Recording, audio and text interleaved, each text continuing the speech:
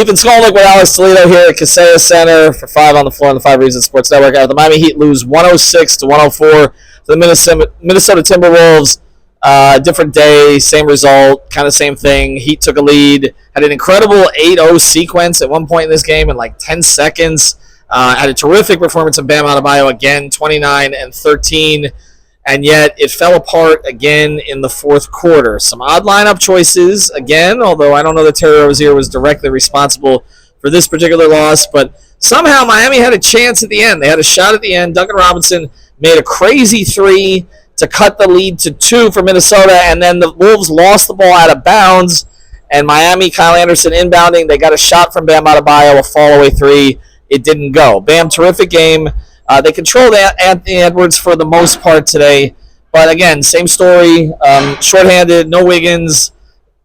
A lot of assists for Davion Mitchell, but ultimately a loss. No, I mean, honestly, when you look at it, it's very similar to what happened at the end of the Cleveland game, where it's just like they kind of run out of gas. And it's something that we've been talking about a lot, ever since the trade, where like they kind of hit a certain cap on their offensive output. And I thought tonight their offense was very much helped out by the transition. Like they kept forcing turnovers, and that's not something that they used to be a force to turnovers team, right? That's not very much been their identity this year, and so it was nice and refreshing to see that again. Like that was kind of like a huge part of those runs that they made in the second and third quarter. I thought like when their defense is hitting like that, that's where they can really compete with teams like these. But then you keep hitting this problem, you keep hitting this wall in the fourth quarter where you run out of offense. And I think Bam has been awesome.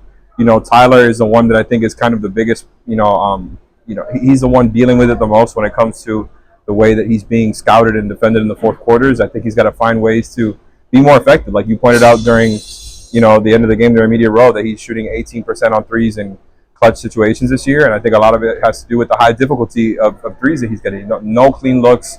Teams are trying to run him off the line. He's forcing up shots at the end of the shot clock.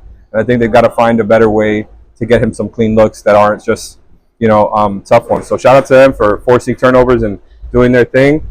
And, it's just kind of same old, just a different day. I thought really strong game from Haywood Highsmith today, so some credit to him. I mean, the thing with Tyler is he had a couple of clean looks late, but rushed them. Seems like he's being affected by the pressure that's been applied to him. Now they got another game coming up against the Bulls, which for play-in purposes, and I hate that we're here, but we're here. For play-in purposes, the game is actually more important. The Bulls... the game is important no matter which way you stand on it. If you want the Heat to get the draft, win or lose, that's pretty much where we're at right now. So anyway, Miami Heat lose by 2. Good effort against Minnesota. Good effort against Cleveland. Both losses, same story, same bleep, different day. Have a good one, everybody.